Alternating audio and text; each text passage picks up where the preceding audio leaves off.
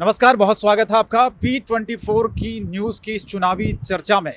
हम आज नरेला विधानसभा क्षेत्र में जो समीकरण इस बार बन रहे हैं उन पर चर्चा करेंगे और ख़ास तौर पर नरेला के आसपास के जो इलाके हैं वहाँ पर कितना विकास हुआ है, क्या बुनियादी सुविधाएं पिछले 10 सालों में मिली है, क्योंकि दिल्ली में आम आदमी पार्टी की सरकार है। इसके अलावा बात करेंगे जाट वोट बैंक को लेकर, जाट पॉलिटिक्स को लेकर, जिस पर इस बार सभी राजनीतिक दलों की निगाहें हैं उस वोट बैंक पर, वो किस तरफ जाएगा। हमारे साथ ज़्यादा बातचीत करने के लिए वरिष्ठ पत्रकार रणवीर जी हैं। रणवीर जी, ये बताइए कि क्या इस बार नरेला का ये जो समीकरण आप देख रहे हैं, क्योंकि पिछली बार तो ऐसा था 2020 का चुनाव, आपने तो बहुत सारे चुनाव देखे, कहा यह जा रहा था कि 2015-2020 में एक तरफा लहर आम आदमी पार्टी की दिल्ली में चल रही थी और उसका हमें असर भी दिखा। नरेला विधानसभा क्षेत्र की मैं बात करूं, यहाँ हरियाणा से लगा हुआ इलाका है, जाट वोट बैंक भी यहाँ पर है, पूर्वांचली वोटर भी है, तो कुल मिलाकर किस तरह से इस बार का ये चुनाव देख रहे हैं आप? देखिए, पिछले जितने भी चुनाव हुए हैं, यहाँ से एक बार एमएलए ये बना था राणा, जसवंत राणा, उसके बाद कोई भी जाट एमएलए नहीं बना है। क्योंकि बनता कैसे, जो ये केजरीवाल ने, आप पार्टी ने जो भी रेवड़ियाँ बांट रखी हैं, उसके तहत यहाँ जितने भी वोटर हैं वो ये जो पूर्वांचली बोलते हैं, ये निर्णायक साबित होते हैं। और अब की बार बीजेपी ने एक नए चेहरे पे, नया चेहरा तो नहीं है खैर, पार्षद भी रह चुके हैं, लेकिन 20 साल बाद एक ऐसे चेहरे को टिकट दिया है जिसकी छवि साफ सुथरी है। और इसमें पार्टी भी ये सोचती है कि भाई जाट कैंडिडेट है तो अब की बार मौका देना चाहिए। तो ये जाट जिस तरफ जाते हैं, निर्णायक भूमिका निभाते हैं उस पार्टी में, कहीं ना कहीं जाट पॉलिटिक्स की, हम नरेला विधानसभा क्षेत्र की बात करें तो अच्छा खासा दबदबा यहाँ पर वोट बैंक है जाटों का। और हम आम आदमी पार्टी की बात करें, कांग्रेस की बात करें या फिर भारतीय जनता पार्टी की करें, सबकी निगाहें उस वोट बैंक पर है। इस बार उस वोटर का रुझान आपको किस तरफ दिख रहा है? देखिए, ये इसमें कोई अतिशोक्ति नहीं है कि ये क्षेत्र जाट बाहुल्य है, भले ही अदर कास्ट भी हैं और जाटों से ज़्यादा हैं, बट अब फिर उसके बावजूद भी जाट बाहुल्य है। लेकिन क्या है कि निर्णायक नहीं है, पार्टियों में बटा हुआ है। कांग्रेस का भी जाट जो है वोटर है, आपका भी जो है जाट जो है वोटर है, लेकिन उसके बावजूद भी जो बीजेपी ने नेता जो नीलदमन खत्री, उनका टिकट काट के इसीलिए राजकरण खत्री को दिया है कि छवि अच्छी है।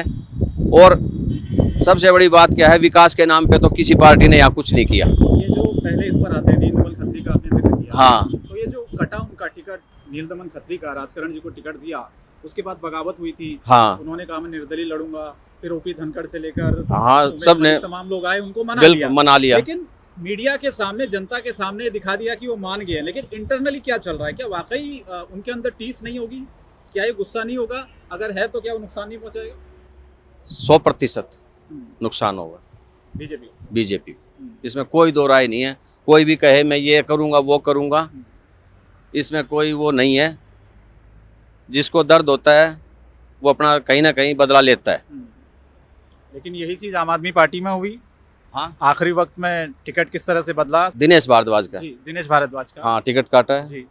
तो वो भी भीतरी घात तो करेगा ही, क्योंकि उसको भी जख्म दिए हैं। पहले उसको सब्ज बाग दिखा दिए गए और उसके बावजूद अपमानित कहते हैं इसको, तो कि अपमान किया उसका। लेकिन नीलदमन खत्री जी का टिकट कटा, राजकरण जी को टिकट मिला, उनको मनाने के लिए तो नेता आए, तमाम नेता आए। अब ये भारद्वाज जी को मनाने क्यों नहीं आया कोई? ये तो नहीं कह सकते कि कोई मनाने आया है या नहीं आया है। मैं अपना विचार, मेरा अपना है। क्या वैल्यू समझती नहीं पार्टी? इस वजह से टिकट काटा कि उनका कोई बहुत ज़्यादा जनाधार था नहीं, पार्टी को लगा कि आखिरी वक्त में भाई अगर टिकट दे देंगे तो शायद ये दाव गलत है, तो इस वजह से टिकट बदलाओ। देखो जी, इसमें वो नहीं है कि आज भी शरद चौहान दिनेश भारद्वाज से भारी है, क्योंकि विनिंग कैंडिडेट 2 बार वो रहा है और उसका वजूद भी है। और दिनेश भारद्वाज से तो लगभग डबल है, क्योंकि दिनेश भारद्वाज इधर अलीपुर वगैरह इसमें बहुत कम पकड़ है, जब शरद चौहान की है उससे ज़्यादा पकड़। तो ये टिकट इसीलिए काटा है, पार्टी ने देखा भाई, नहीं शरद चौहान और तो 2 बार को देखते हुए राजकरण जी वाला समीकरण। हाँ, राजकरण ये मेन है कि भाई राजकरण के सामने, क्योंकि दोनों लोकल हो गए, और बीजेपी यहाँ पे अच्छी पोजीशन में है, इसलिए टिकट काटा है। ये वेट एंड वॉच की स्थिति थी आम आदमी पार्टी के आखिरी वक्त में, जब बिल्कुल। राजकरण जी को टिकट मिला हाँ। तो उन्होंने भी अपना फैसला बदल लिया। ये उन्होंने इसी को देख के बदला, राजकरण की टिकट पक्की हो गई है तो अब यहाँ से मुश्किल है दाल गलनी, इसलिए टिकट काटा गया। क्योंकि यहाँ ये शरद चौहान भी नहीं जीतने देता इसको, तो इसलिए शरद चौहान को ही आप पार्टी ने टिकट देना बेहतर समझा। तो ये बीजेपी आम आदमी पार्टी को टक्कर दे पा रही है, ये टिकट जो बदल गया है इससे, और दोबारा से जो शरद चौहान को टिकट दिया उसने समीकरण पूरे बदल दिए हैं क्या? हाँ, समीकरण बदल दिए हैं, फिर भी राजकरण का वजूद है, अच्छी छवि है। जब भी ये पहले पार्षद रहा है तो कोई दाग नहीं है, इसलिए इसके पक्ष में जाती हैं कुछ बातें। ये कांग्रेस की बात करें रणवीर जी, कांग्रेस की स्थिति आपको क्या नज़र आ रही है इस विधानसभा चुनाव में? पिछले 2 बार उनका खाता नहीं खुला, और जो अरुणा कुमारी है बहुत ज़्यादा सक्रिय भी हमें नज़र नहीं आ रही है, बहुत ज़्यादा प्रचार उनका नज़र नहीं आ रहा है। कांग्रेस ने क्या पहले ही हथियार डाल दिए हैं क्या? शीर्ष नेतृत्व भी कहीं नज़र नहीं आता। जैसे बीजेपी के तो तमाम नेता उस दिन आए, आम आदमी पार्टी के भी नेता आ ही रहे होंगे मुझे लगता है, लेकिन कांग्रेस इतनी मतलब निराशा में क्यों है कि मतलब मान लीजिए पहले ही उसने हार मान ली हो? क्या ये ग्राउंड पर भी ऐसी स्थिति देख रहे हैं? देखिए, कांग्रेस तो 2 इलेक्शन पहले भी हो चुके हैं और तीसरा ये है, वो अपना चुनाव मान ही नहीं रही इसको भी। अब रही बात यहाँ की अरुणा कुमारी की, इसको आप नरेला विधानसभा क्षेत्र में ले जाइए, 2% आदमी नहीं जानते, 2% भी अरुणा को पार्टी ने टिकट दिया। पार्टी ने टिकट दिया उसको। तो पिछली बार पार्षद का दिया था एक ऐसी उसको जो गली में नहीं जानते, जिसको निर्मला देवी था शायद, क्या वजूद था? कोई वजूद नहीं था। तो आज ठीक है, वो कभी पंचायती एक बार जीत की थी, वो माहौल था भी, चलो, लेकिन आज तो उसका कोई वजूद ही, कांग्रेस का पूरी दिल्ली में ही वजूद नहीं है, वो अपना इलेक्शन मान ही नहीं रही है, क्योंकि शीर्ष नेता तो भी हथियार जो है ना डाल चुका है कांग्रेस का। तो जाटों का रुझान इस तरफ किस पार्टी की तरफ दिख रहा है आपको यहाँ नरेला में? नरेला में तो बीजेपी की तरफ है जी, लगभग। हाँ, और कोई भी वर्ग हो, चाहे जाट हो, चाहे तेली, कोई भी वर्ग हो, पंडित हो, पूर्ण रूप से किसी को भी नहीं है। ये तो आप मानते हो। वोटर भी है इधर, पूर्वांचली जो है बहुत ज़्यादा है। तो और ये सबसे बड़ा आपने जो क्वेश्चन किया ना कि वो है निर्णायक, तो वही है, पूर्वांचली वोटर। सच्चाई है इसमें कि हम लोकल जो है ना, अरे हम, लेकिन ये पूर्वांचली वोटर है तो ये तो जैसे बिजली पानी और लोकल अरविंद केजरीवाल ने चीज़ें फ्री की हैं, ये कहीं ना कहीं उस वोट बैंक को खींचेगा, बीजेपी खींच पाएगी। बीजेपी प्रयास कर रही है, और अभी पिछले जो 3-4 महीने से है सुविधाएं भी दे रही है बीजेपी, कि भाई घरों में टैंकर पहुंचाएं पानी द्वारा, और ये कुछ और जन सुविधाएं हैं उनका भी वो करवा रही है। बट पूर्वांचली को वो है कि भाई मेरे को तो बस फ्री मिल रही है, बिजली फ्री मिल रही है, हर तरह से उसको वो मिल रहा है, राशन फ्री मिल रहा है। तो केजरीवाल जी ने कह दिया सरकार बनेगी, किराएदारों का भी बिजली का बिल हम माफ़ कर देंगे। हाँ, तो ये तो उनके लिए मुझे लगता है जो बाहर से पूर्वांचली लोग यहाँ पर किराए पर रह रहे हैं, हाँ, जो इंडस्ट्रियल एरिया में काम करते हैं, बाकी जगहों पर काम करते हैं, हाँ, उनके लिए तो बहुत बड़ी राहत है और बहुत बड़ा दाव नहीं आपको ये? देखिए, हमारा जो है ना भारत का, कहता हूँ, जहाँ भी फ्री मिलता है ना, मैं तो चाहूँगा कि मेरे को भी मिले, हमारी प्रवृत्ति है ये तो। और जो फ्री दे रहा है मैं उसी का गुणगान गाऊंगा, इसमें पार्टी से ऊपर की बात कर रहा हूँ मैं। लेकिन फ्री तो बीजेपी ने भी कह दिया, 2 सिलेंडर साल में फ्री देंगे और 2500 रुपये महिलाओं को देंगे, बुजुर्गों की पेंशन बढ़ाने की बात कह दी है। तो ये फ्री का दाव चल रहा है, नहले पे दहले वाली बात है। फ्री का ही दाव चल रहा है 2 बार से, लेकिन कुछ अब चेतना भी आई है तो लोग समझने लगे हैं। तो देखो, बीजेपी अब फिलहाल मजबूत भी है। एक चीज़ मैं समझना चाहता हूँ, लोकसभा चुनाव में तो बीजेपी को वोट पड़ा, उनके सांसद जीते। हाँ।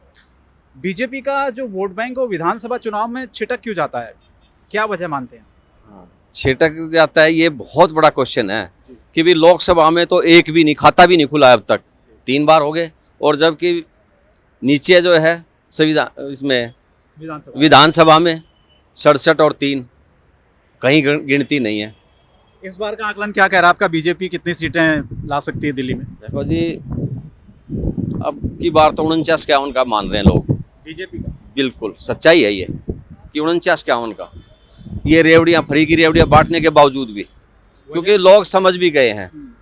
अभी आपने देखा होगा पीछे जंतर मंतर पे भी आपसे कुछ महिलाएं आई थी, उनको जो है ना 1000 रुपये देने का वायदा किया था, लेकिन दे नहीं पाई। और ये 2100 रुपये का भी कुछ जो है बीजेपी समझाने में रही है कि भाई 2100 रुपया देंगे तो इतना तो बजट ही नहीं है, पूरी दिल्ली का नहीं है, तो ये फ्री कैसे दे दें। पंजाब वाला उदाहरण देते हैं, पंजाब वाला उदाहरण देते हैं। अच्छा, आज जो है केजरीवाल के पास वो पैसे देने के नहीं, एमसीडी में नहीं है, और जो बिजली का कितने 12,000 करोड़ का घाटा वो दिखा रहे हैं। हर तरह से घाटा, कहाँ से देगी सेंटर इसको। और फिर इसके पास एक ही बहाना है कि एलजी मेरे को कुछ देता नहीं है, हर काम में रोड़ा अटकाता है। तो जनता समझ चुकी है कि वायदों से कुछ नहीं होगा। और ये जो नरेला विधानसभा के आसपास के इलाके हैं, गांव हैं, यहाँ पर आपको लगा कि 10 साल में ये काम हुआ है? आम आदमी पार्टी जो दावा कर रही है, आप तो यहीं पर रहते हैं, आपने तमाम चीज़ें देखी होंगी, क्या पहले की स्थिति कुछ बदली है? कुछ सुविधाएं मिली हैं स्वास्थ्य को लेकर, शिक्षा को लेकर, बाकी चीज़ों को लेकर? 1% भी कोई सुविधा नहीं है। चाहे हमारा पार्षद भी बीजेपी का रहा हो, कुछ नहीं है। आप किसी भी गली में जाके देख लो, गली मतलब नालियों का हाल देख लो, सफाई व्यवस्था देख लो। अब आज पोल्यूशन कितना है, आप दिल्ली में रह रहे हो, आप देख लो, मतलब नरक बना रखा पूरी दिल्ली को। तो नरेला में बदलाव हो रहा है या फिर एक तरफा जा रहा है? उम्मीद है जी बदलाव होना चाहिए।